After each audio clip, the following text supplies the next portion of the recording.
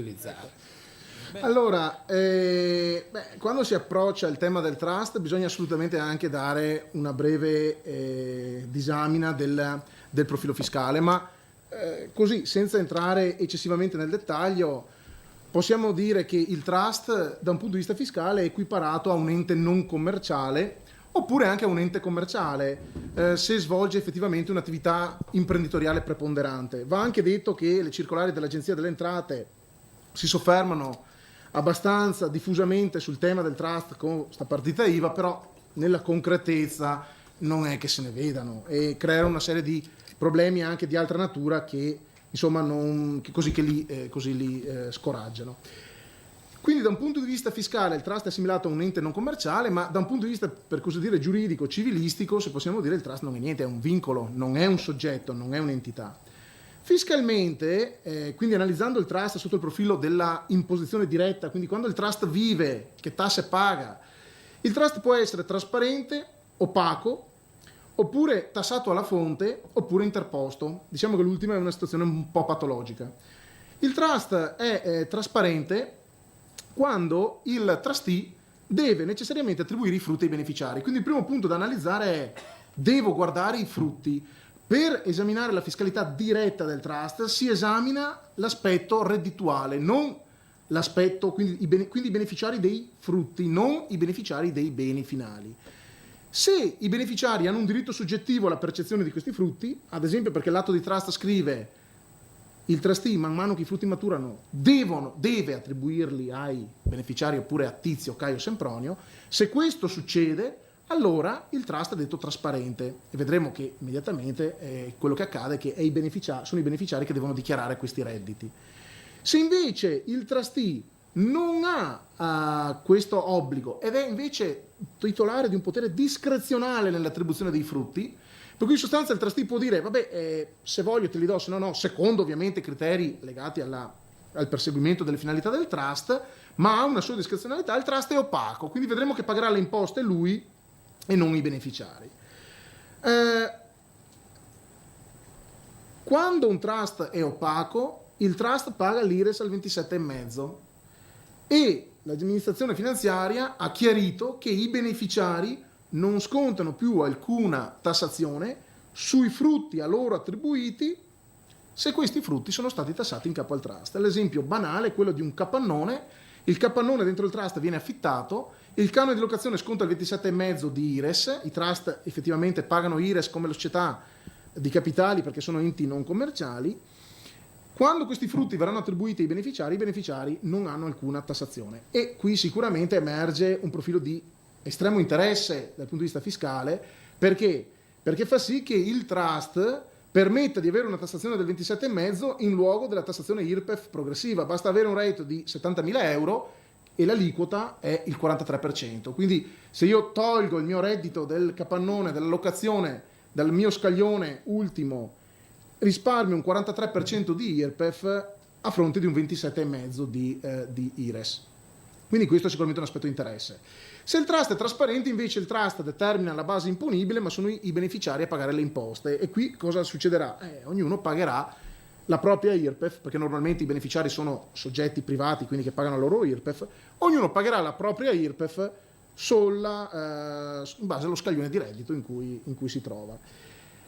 Da un punto di vista biecamente fiscale è più interessante il trust opaco di quello trasparente, ma il motivo per cui ci si orienta verso trust opachi e non trasparenti è anche di altra natura. Se il trustee ha un potere discrezionale nell'attribuzione dei frutti, è praticamente impossibile per il terzo soggetto che vuole aggredire un beneficiario fare un pignoramento di un credito, perché questo credito di fatto non esiste.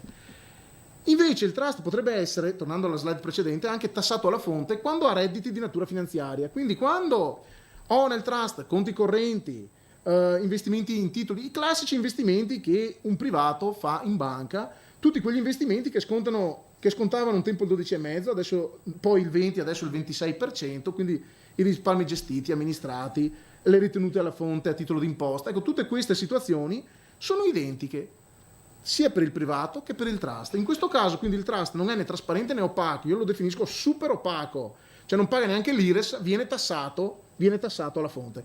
Un aspetto quindi interessante è evidenziare come il trust, se gestisce della liquidità, ha una tassazione che non è mai peggiorativa rispetto a quella di una persona fisica. Invece il problema del trust interposto emerge quando ricadete nelle ipotesi che l'amministrazione finanziaria ha enucleato nelle circolari 43 del 2009 e 61 del 2010. L'agenzia nella 43 ha affrontato il tema dello scudo fiscale e ha detto: guarda che se hai un investimento estero non dichiarato, intestato a un soggetto farlocco, c'è un trust fatto male, ad esempio, dice devi scudare l'investimento. Hai il conto corrente in Svizzera non dichiarato, intestato a un trust, ma il trust è fatto male, scuda il conto corrente, il trust è come se non esistesse. Queste indicazioni sono state ricopiate, ma poi anche ampliate nella successiva circolare 61, e con questa l'Agenzia delle Entrate ha detto: guarda, in queste mie casistiche, in queste mie situazioni, secondo me il trust è ritenuto interposto, per cui io non entro nel merito del profilo civilistico giuridico, il trust farà il suo corso, però fiscalmente non considerarlo, quindi paga le imposte come le pagavi prima, quindi a fronte di un trust interposto le imposte vengono pagate normalmente, generalmente dal disponente. Un caso di trust interposto, benché la circolare 61 non lo menzioni espressamente, un caso di trust interposto è quello del trust autodichiarato, dove il disponente coincide con il trustee. Ora, è vero che la circolare 61 non lo menziona, però dice che è interposto il trust dove il disponente ha un potere invasivo sull'operato del trustee, cioè più potere invasivo di essere lui stesso il trustee, quindi ragionevolmente il trust interposto è ritenuto, il trust autodichiarato è ritenuto interposto, non che questo sia necessariamente un male, uno ne prende atto, pagherà le imposte come le pagava prima. Sull'imposta di donazione e sull'imposta indiretta in generale si deve rilevare come l'approccio dell'amministrazione finanziaria, questo voglio poi il commento di Sergio, l'approccio dell'amministrazione finanziaria perché approccio espresso nella circolare 48 del 2007 e 3 del 2008, ma non chiaramente desumibile dalla norma, l'amministrazione finanziaria dice che il trust paga l'imposta di donazione, e questo in effetti più o meno lo dice anche la norma. Ma la norma non dice se l'imposta di donazione deve essere pagata quando il disponente attribuisce i beni al trustee o quando il trustee li attribuisce ai beneficiari. Ora, la miglior dottrina ha sempre sostenuto, e anche la giurisprudenza, che l'imposta sia dovuta nella fase finale. Perché? Perché l'attribuzione di beni dal disponente al trustee non ha alcun intendimento arricchitorio, non ha alcun effetto arricchitorio, perché è una sorta di gestione, di affidamento, anche con le dovute differenze, potremmo quasi avvicinarlo concettualmente a un mandato fiduciario, sei quasi un fiduciario, un rappresentante che gestisce, anche se poi divieni proprietario, e il vero arricchimento interverrà in capo ai beneficiari quando il trustee darà i beni. Tuttavia l'Agenzia delle Entrate, per il suo principio sporchi, maledetti e subito, ha avuto modo di chiarire in maniera inequivocabile che l'imposta è dovuta nella fase iniziale, quindi la freccetta verticale dice: pagami le imposte subito quando il disponente inserisce i beni in trust, tenendo però conto del rapporto tra il disponente e i beneficiari, per cui in realtà se il disponente ha ad esempio dei figli e un coniuge, la tassazione è modesta. Questa tabellina banale ricorda le aliquote e gli scaglioni che sono previsti per l'imposta di donazione. Vale per i trust come per qualsiasi donazione. Quando doniamo a coniuge discendenti o ascendenti abbiamo l'aliquota del 4%, ma una franchigia di €1.000.000 per ciascuno. E quando invece cominciamo un po' a scostarci e già andiamo su parenti un po' meno vicini, ad esempio anche i fratelli, con i fratelli abbiamo già l'aliquota del 6% e una franchigia modestissima di €100.000. Un po' più lontani le aliquote salgono. Questo approccio è stato contestato in dottrina, è stato contestato, questo approccio all'amministrazione finanziaria è stato contestato anche in giurisprudenza. La giurisprudenza è pressoché favorevole al contribuente e ritiene che l'imposta di donazione sia dovuta alla fine, se non che l'Agenzia delle Entrate ha perseverato sempre con una visione differente. In tutto questo dibattito si è inserito il disegno di legge dell'onorevole Carfagna, che è stato proposto il 14 aprile e in base a questo disegno di legge, che un po' ho studiato ma devo un po' approfondirlo meglio perché alcuni passaggi non mi sono chiari, magari sono io che non colgo bene, dovrei scrivermi tutto, ricompilarmi tutte le tabelle anche delle imposte ipotecarie e catastali per capire bene cosa dice, ma ad ogni modo quello che si desume in sostanza è che da una prima analisi è che insomma si dovrebbe pagare alla fine, che è poi quello che tutti quanti vorrebbero, che tutti, ma quasi, non tutti in realtà, vorrebbero. Poi ci sarebbero le imposte anche ipotecarie e catastali fisse nella fase iniziale, poi è lì veramente approvo in maniera passionale il fatto che poi hanno voluto scrivere anche nell'articolo 6 del TUIR che l'attribuzione dei frutti al beneficiario di un trust opaco non è tassabile, perché è scritto nella circolare 48, ma non mi fido, lo voglio scritto nel TUIR, quindi lì sicuramente da approvare.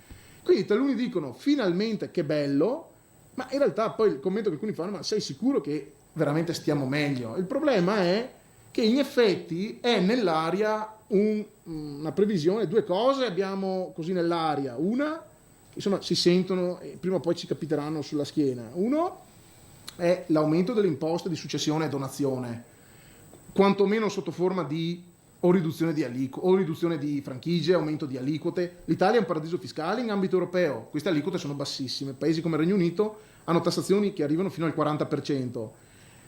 Poi abbiamo anche l'innalzamento in prospettiva delle rendite catastali, poi altre cose sono anche le patrimoniali, il prelievo forzoso sui conti correnti di cui a volte si parla. Ecco, diciamo questo, è ragionevole attendersi che ci sarà un incremento di queste imposte, per cui francamente pagare subito per poi dire, come è scritto nella circolare 48, che non pagherò mai più nulla, neanche se vi è un incremento dei beni in trust, sicuramente è un aspetto di vivo interesse. Il problema che però si pone in queste situazioni attiene un po' alle imposte ipotecarie e catastali.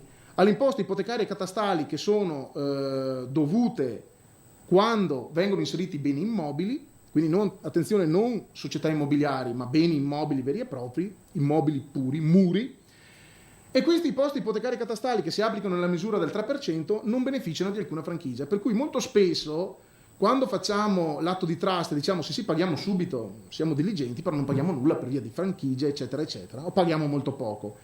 Poi però in questa fase iniziale c'è l'applicazione delle imposte ipotecarie catastali. Su questo poi si innesta un certo dibattito, per cui adesso lascerò la parola all'amico Michele, perché insieme stiamo curando un contenzioso che ci riguarda poi anche personalmente, e in sostanza un tempo l'ufficio di Treviso era abbastanza favorevole a ritenerle applicabili misure fisse, ma pare che negli ultimi periodi qualcosa sia cambiato.